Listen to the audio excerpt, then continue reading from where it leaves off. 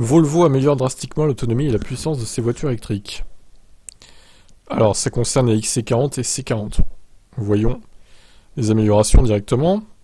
Alors, le site Autocar annonce en effet que les deux modèles s'offrent quelques évolutions techniques afin notamment de proposer une autonomie en hausse d'une centaine de kilomètres.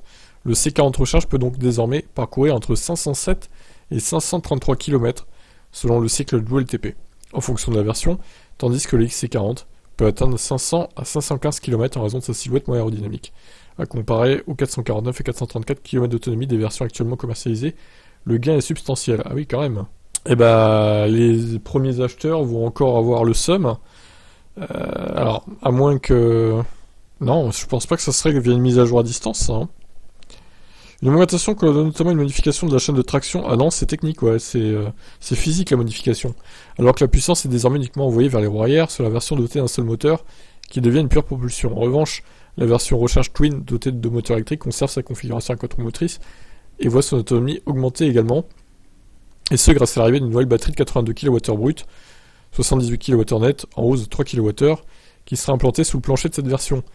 Celle-ci équipera alors une nouvelle version Single Motor Extended Range à propulsion qui se placera juste au-dessus de la variante d'entrée de gamme pour une autonomie maximale de 533 km. La version de base conserve alors son pack de 67 kWh, mais ne voit pas son autonomie évoluer, seules les performances sont à la hausse. Il y a aussi la recharge qui évolue, passant de 150 à 200 kW. Attention, cette hausse ne concerne que la version Twin. Ainsi, le temps nécessaire pour passer de 10 à 80% est en baisse d'une minute, soit 27 minutes seulement. Certes, nous sommes loin des 18 minutes de la Kia EV6 et du Ioniq 5, mais ça reste très appréciable. La puissance de la version dotée d'un seul moteur a également été revue à la hausse, passant de 231 à 238 chevaux, tandis que les XC40 et C40 Recharge Twin conservent leurs 408 chevaux.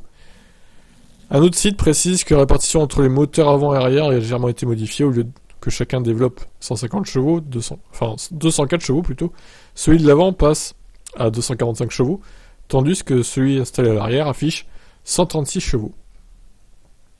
Alors, depuis quelques mois, certains modèles sont également compatibles avec la mise à jour OTA à distance. Ainsi, les XC40 et C40 Recharge concernés peuvent profiter des dernières améliorations sans qu'il soit nécessaire de se rendre en atelier. Celle-ci devrait porter sur l'autonomie, mais également le système d'infodivertissement. Pour l'heure, Volvo France n'a pas communiqué sur ces évolutions qui concernent tous les exemplaires commandés depuis le 1er décembre, tandis que les premières livraisons se feront en mai pour la version Twin. Les variantes à un seul moteur arriveront à l'automne prochain. Ah bah dis donc les délais.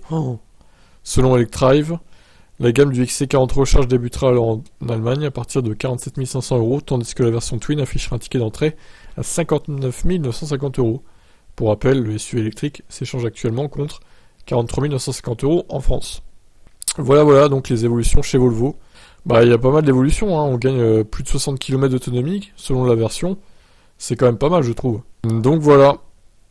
Je vous laisse commenter donc ces évolutions techniques. Ciao.